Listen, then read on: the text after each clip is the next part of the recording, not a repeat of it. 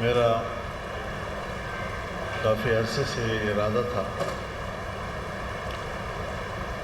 کہ جب میں لاہور آؤں گا تو جماعت اسلامی کے مرکز میں آؤں گا اور تاکہ رابطے کا عمل شروع ہو۔ اس دوران میں ہمارے بزرگ قابل احترام پروفیسر خورشید صاحب کا انتقال بھی ہو گیا، تو پھر خیر سگالی کے ساتھ ساتھ تعزیت کرنا بھی مقصود تھا۔ تو جیسے کہ جناب نعیم الرحمن صاحب نے بتایا کہ ضرور کچھ باتیں ہوئی ہیں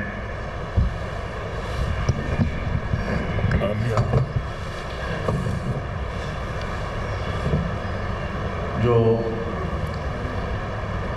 اہم باتیں ہیں، وہ تو ظاہر ہے جی کہ اس وقت فلسطین کی صورتحال پوری امت مسلمہ کے لیے باعث تشویش ہے، باعث اضطراب ہے اور باعث غم و کرب ہے۔ اس اعتبار سے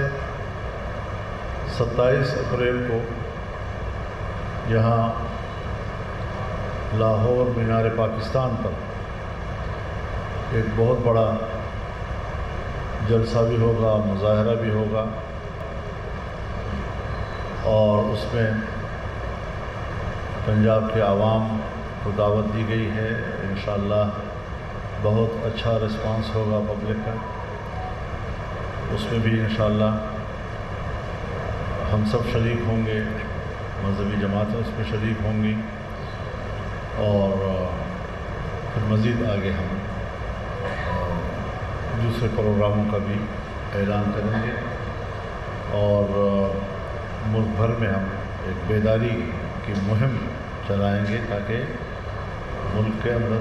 ہمارے اپنی قوم بھی اور امت مسلمہ بھی اور ان کے حکمران بھی یکسو ہو کر مظلوم فلسطینیوں کے مداوع کے لیے کچھ کردار ادا کر سکیں۔ تو یہ مقصود تھا، اس کے لیے ہم حاضر ہوئے، اور مجھے بڑی خوشی بھی ہے اور میں ان کا شکر گزار بھی ہوں۔ انہوں نے انتہائی محبت اور احترام کا مظاہرہ کیا، اور انشاءاللہ یہ تعلق محبت کا، احترام کا، وہ انشاءاللہ تسلسل کے ساتھ آگے بڑھے انشاءاللہ۔ جی، کوئی عملی طور پر اسٹیپس لینے کے لیے دونوں جماعتوں نے ڈیسائیڈ کیا ہے کہ فلسطین کے مسئلے پر کس طرح سے اس تحریک کو جہاں پر چلایا جائے، ان مضمونوں کی جو آواز سنی ہوگی۔ اس وقت تو ایک پلیٹ فارم ہم تشکیل دے رہے ہیں جو مجلس اتحاد امت کے نام سے ہے، اور جو لاہور میں اجتماع ہو رہا ہے وہ بھی اسی مجلس اتحاد امت کے تحت ہو رہا ہے،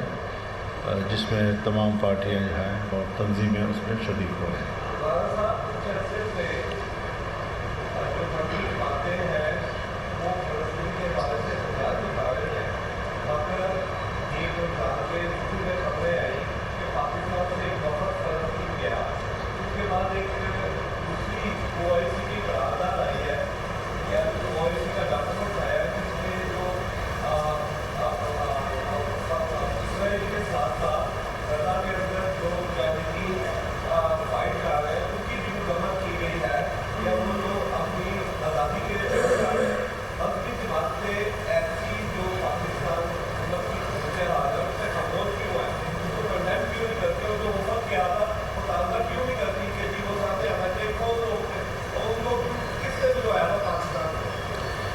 کوئی بھیجنے والا نہیں ہوتا،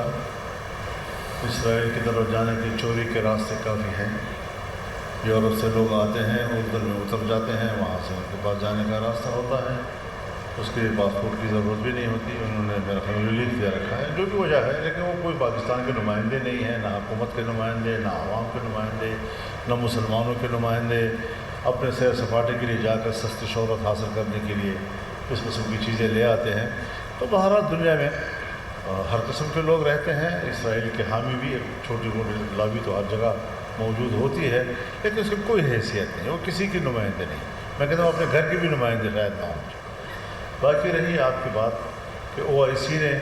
میرے خیال میں OIC کی قرارداد میں کوئی صراحت کے ساتھ ایسی بات نہیں ہے جو آپ نے فرمائی ہے، لیکن جتنا بھی کچھ اس میں کہا گیا ہے یہ امت مسلمہ کی نمائندگی نہیں کر رہا، اس میں انتہائی کمزوریاں ہیں، اور ہم سوچتے ہیں کہ بڑا واضح موقف اسلامی دنیا کا ہونا چاہیے، اور امت مسلمہ کو اگر شکایت ہے تو وہ امت مسلمہ کے حکمرانوں کے رویے اور ان کی غفلت سے ہے کہ وہ اپنا حقیقی جو فرض ہے ان کا وہ کیوں ادا نہیں کر رہے۔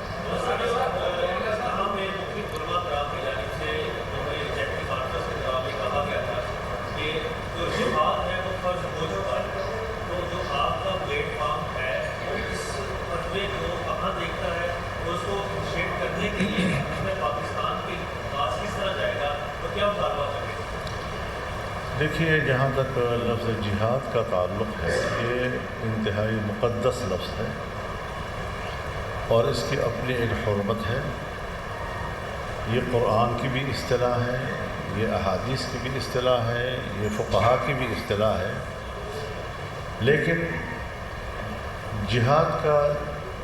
کوئی بھی مرحلہ جب آتا ہے تو وہ نماز کی طرح نہیں ہے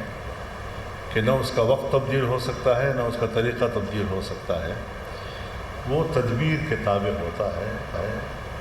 کہ جہاد جب لڑا جائے تو اس میں کیا تدبیر اختیار کی جائے۔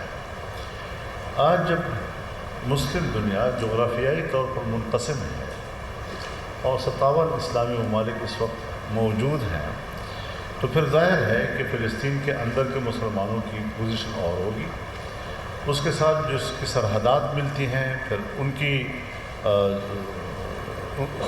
کے فرض اور ان کے جو فرض عائد ہوتا ہے اس کی نوعیت پھر اس سے مختلف ہوگی، جو اس سے دور رہتے ہیں۔ تو اس میں اگر مالی طور پر بھی کوئی شریک ہوتا ہے یا سیاسی طور پر کو سپورٹ کرتا ہے، وہ سب کے سب ایک ہی جہاد کا حصہ بن جاتے ہیں۔ اور یہاں تو ایک پتہ نہیں کہ کس قسم کے لوگ ہیں کہ عجیب سا ایک، وہ یہ نہیں سوچتے کہ میں اپنا مذاق اڑا رہا ہوں۔ اگر میں مسلمان ہوں تو میں اپنے اسلام کے ایک اہم حکم اور اس کی اصطلاح کا مذاق اڑا رہا ہوں۔ کبھی کہتے ہیں جی پھر فلانا پہلے جائے، پھر فضل الرحمن کیوں نہیں گیا، پھر فلانا کیوں نہیں گیا۔ اس قسم کی چیزیں جو ہیں یہ صرف ایک مسخرے پن کی صورت تو ہو سکتی ہے، کوئی سنجیدہ شکل نہیں ہے ان لوگوں کی، تو ہمیں اس کی پرواہ بھی نہیں ہے۔ ہمیں جو اسلام کہتا ہے، جو شریعت کہتا ہے، اگر آپ ہمارے اس بات کے ساتھ اختلاف کرتے ہیں تو پاکستان کے اندر بھی تو انہی علماء نے کہا ہے نا کہ مسلح جنگ جائز نہیں ہے، تو اس کا احترام کیوں نہیں کیا گیا؟ وہ تو انہی علماء نے کہا ہے۔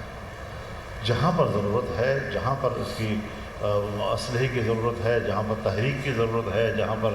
جماعتی قوت کو بڑھانے کی ضرورت ہے، پبلک کے موبلائزیشن کی ضرورت ہے، سب جہاد کے زمرے میں آتی ہیں، لیکن ہر جگہ کے ماحول جو ہے وہ مختلف ہوتا ہے اس کے لیے، اور اس کی مناسبت سے تدبیر طے کی جاتی ہے۔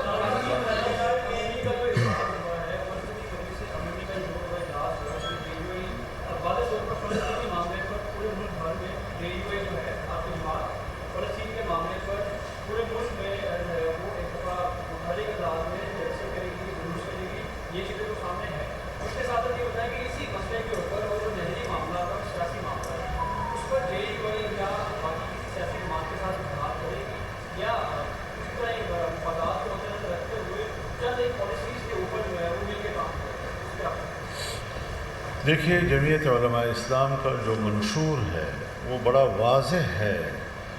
صوبائی خود مختاری کے حوالے سے اور صوبوں کے مفادات کے تحفظ کے حوالے سے۔ ہر صوبے کے جو وسائل ہیں یہ اس صوبے کے عوام کی ملکیت ہے، اور ہمارا آئین بھی یہی کہتا ہے۔ ہماری جماعتوں کے منشور اس سے کچھ ذرا زیادہ واضح ہوتی ہیں، پھر اس کے بعد عملی طور پر ہم اس قابل ہوتے ہیں یا نہیں ہوتے، لیکن ایک نظریہ ہمارا ہے اس حوالے سے۔ سندھ کے لوگ اگر وہاں پر اپنے حق کی بات کرتے ہیں تو ہم کسی صوبے کے عوام کو اپنے صوبائی حق کے حوالے سے بات کرنے سے نہیں روک سکتے، لیکن بہرحال مسئلے کا حل یہ ہوتا کہ ہم یہاں مرکز میں تمام صوبوں کو بٹھاتے، تمام صوبوں کے اشتراک کے ساتھ، اتفاق رائے کے ساتھ اس طرح کے فیصلے کرتے۔ ہم نے اپنی اسی روش سے کالا باغ ڈیم کو بھی متنازع بنا دیا، آج ہم نے اسی روش کے تحت نہروں کے مسئلے کو بھی متنازع بنا دیا۔ کیا ہمارا ملک اتنا بھانج ہو چکا ہے کہ ہم مسئلے کا حل تلاش نہیں کر سکتے؟ کسی تنازع کے پیدا ہونے کی صورت میں ہم ان کے کھوک سے کوئی حل نہیں نکال سکتے؟ تو یہ نااہلی ہے حکمرانوں کی، اور جیسے کہ وہ کوئی چیز قوم سے چھپانے کی کوشش کرتے ہیں، جیسے ان کے اندر کا کوئی ایک چور ہوتا ہے اور وہ اپنے مقاصد و مفادات کے لیے کچھ کر رہا ہوتا ہے۔ تو اس حوالے سے جمعیت علماء اسلام نے یہ قانون یکسر مسترد کر دیا ہے، اور کسی طریقے سے بھی یہ جو منرل والا ہے اس کو بھی مسترد کیا ہے، اور نہروں کے حوالے سے بھی ہم نے کہا ہے کہ ایک متفقہ رائے ہونا چاہیے۔